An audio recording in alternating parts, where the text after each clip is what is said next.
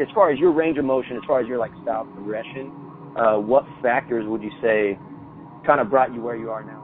Well, I've always been like down with art. Before I was doing graph in high school, I was like doing art. I wasn't that serious about it, but you know, I had a knowledge of art history, which didn't really play any part in the graffiti until like maybe 2009, 2010. And I would say Painting with Bear side by side probably was my biggest, like, as far as pushing a progressive, like, you know, doing my own thing.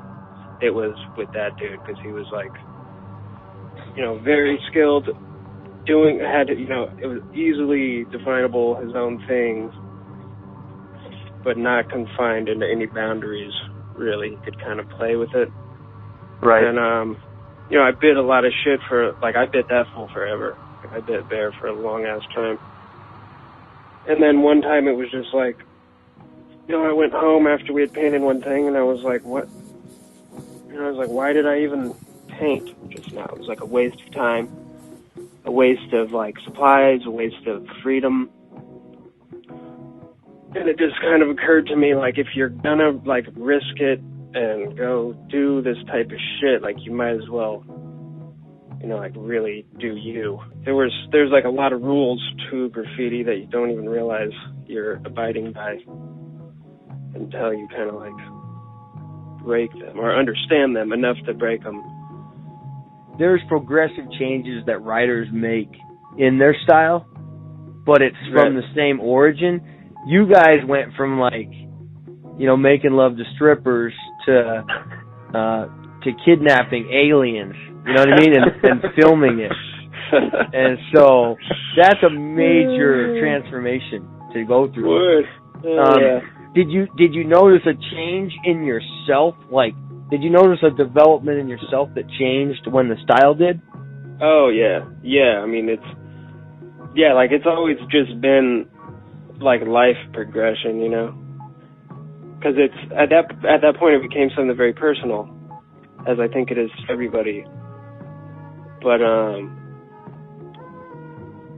were you going through some personal growth at that time? Like, definitely life played a big part in the whole shift, and it continued to kind of, like, unfold almost, like, I don't know, like, poetically. This is chaos, dude. Yeah. You know? This is pure fucking chaos. The most mind-boggling thing to me is that, like, I mean, graffiti itself is kind of this, like,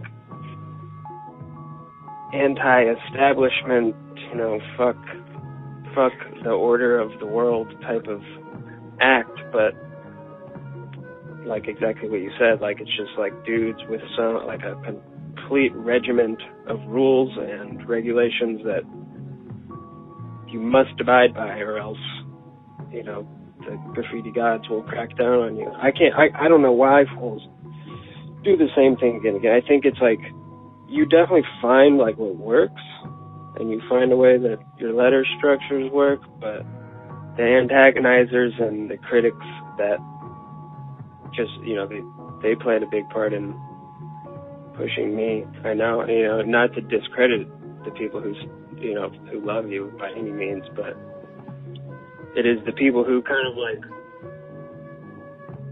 sit back and wait for you to fail, and you're just like,